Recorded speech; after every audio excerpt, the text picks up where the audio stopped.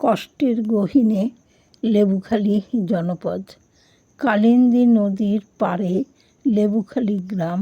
রাস্তাঘাট ভাঙাচোরা, যে কোনো সময়ে পা পিছলে নদীর জলে পড়ে যেতে পারে।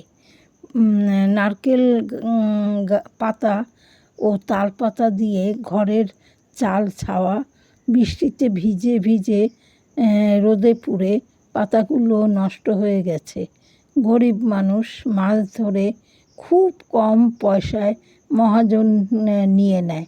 100 পিস বাগদা বাচ্চা 330 টাকা নেয় এবং এখানে খাবার জলের বড় অভাব। নদীর জল খায়। গ্রামের ভেতর যেতে যেতে পুকুর আর বর্ষার ডুবে গিয়ে জল ওপরে চলে আসে। চারিদিকে মানে জলে ভেসে যায়। আর জল যখন চলে যায় তারপর এখানে সবুজের সমারোহ। চারিদিকে সবুজ আর সবুজ। উপরে নীল আকাশ, দিগন্তব্যাপী সাদা নীলের সমাহার। কিন্তু অপরূপ সুন্দর এইখানকার পরিবেশ।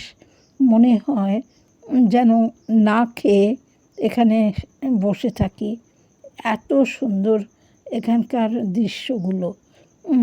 আর মানুষের জীবনের কষ্ট, সেটা তো বলার মতো নয়। নাহলে এত খাটুনি, সারাদিন খাটুনি খেটে মাত্র 30 টাকা পায়।